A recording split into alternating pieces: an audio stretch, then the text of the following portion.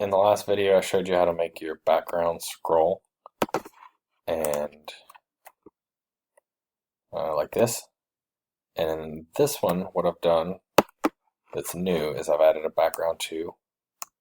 I've added a background 3. Let's refresh this because it's chugging a little bit.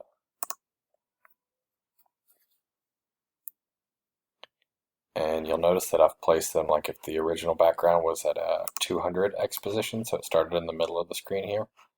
I've made these other backgrounds further to the right so that they appear later. So what I'm going to do is I'm going to move to the right and see if you can see where one background ends and the next one begins. So I'll just go this way. Did you see it? Well, we just went through 3 of them. So if you look at the animation tab, you can see that the background actually only has 1 sunshine, right? So let's run this again. This is the background, you're seeing all of it. And when we go here, you're actually transitioning into the next one. So if you line it up exactly, it's really smooth. The other thing is if you're drawing your own backgrounds, it's not so much of a big deal because you can make them as wide as you need to.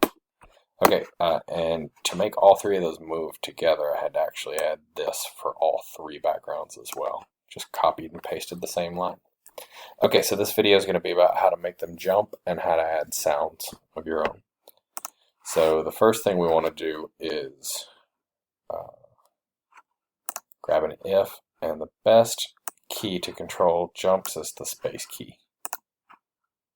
You can set it to anything you want to, but space is the best idea because the mobile controls work with the space bar. Okay, so if the space bar is pressed, we want him to jump, but we don't want him to jump all the time. We only want him to jump when he's on the ground. So if you look right here where we created the player, his X position is 200, that puts him in the middle of the screen. His Y position is 300, which is further down. So we only want him to jump if he's already on the ground, so if his X is 300. So we can actually nest another if inside of there. We'll do that in a second. First, let's just set his velocity Y of the player to -6. And I just picked a number at random, but it does need to be negative so that he goes up the screen instead of down. So left and right still works just fine, and when I hit spacebar, he goes up. We'll leave it like that for now. Now he obviously goes up forever, right? So that's kind of a problem. So we need to have another if below that one. We need to say if player.y is less than, and now the number you choose here is the determinant of how tall he is. So watch the X and Y positions right over here where my mouse is. And here's where we start at roughly 300 on the Y value. And if you want him to jump this high, it'd be about 200. If you want him to jump even higher to the clouds, it'd be like 50. So we'll start with 50. And then we can adjust that number later. Okay, so if the player's Y gets less than 50, meaning he gets all the way up here, then we want to change this velocity Y. Oops, I don't know what happened there. Control V to paste. Okay, we want to make it positive, which will make him shoot back down the screen. So let's try that.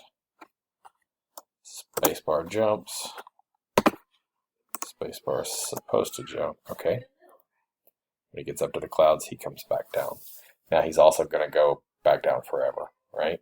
So we have to control when he hits the ground. So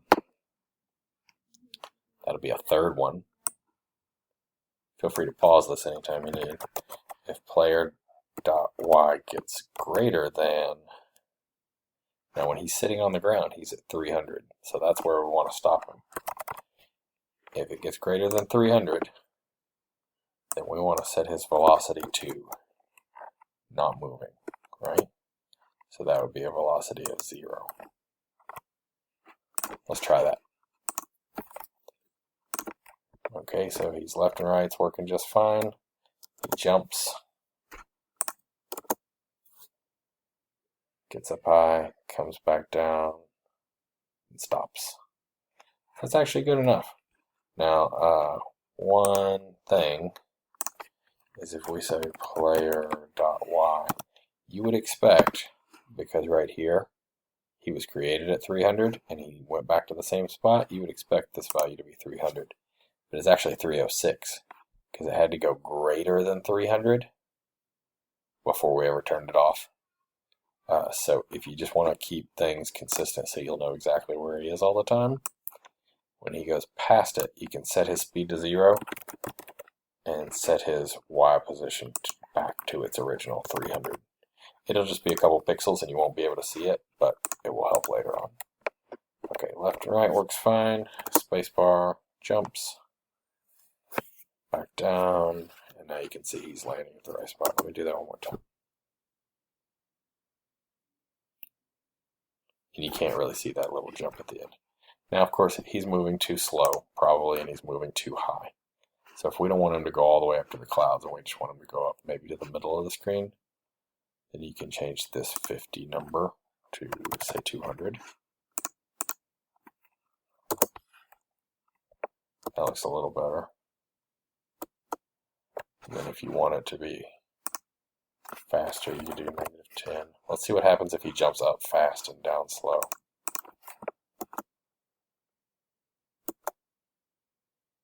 Yeah, it's okay. You can mess with those numbers and see what you like. And then the last thing is how to add sound. So maybe you want to add a jump sound. In the yellow, there is play sound. And whenever the space bar is pressed, we can play that sound. Now, the default is that noise. You can make your own and add them, but you need them to be in MP3 format. And here are all the built-in ones. Here is where you can upload your own, or let's delete that boing, and there's a built-in record thing. Let's see if we can record while we're recording a video. Uh-oh, that's not good. Let's make a jump sound. Boing. Sound. Boing. Probably shouldn't talk while I'm doing it. We'll try that one more time.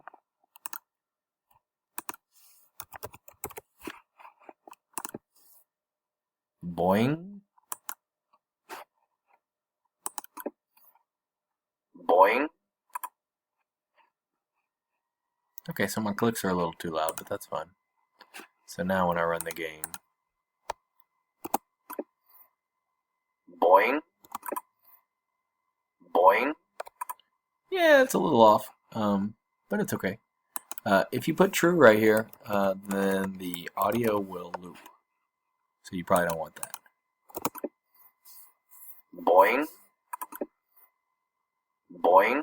Yeah, that's terrible. So make sure that has false on it. And that's all you need, but I am going to show you one more thing, because these 3 ifs that make the jump make your draw loop kind of messy. They take up a lot of space and they're kind of confusing. So once you get it working the way you want, you don't have to do this again, but I recommend it. It's just make a block called jump. That's a lot easier than all that other stuff. And just put it right where those 3 ifs are, which are right here at the top.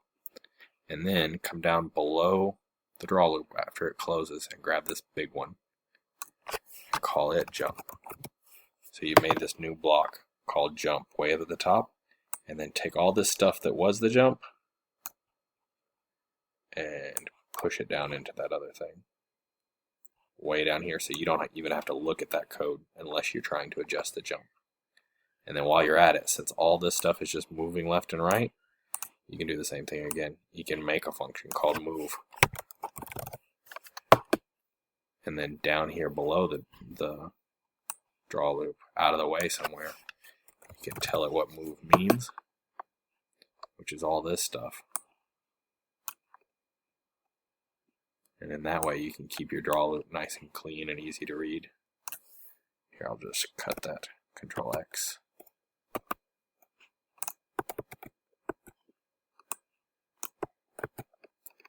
Come down here inside the move, Control V.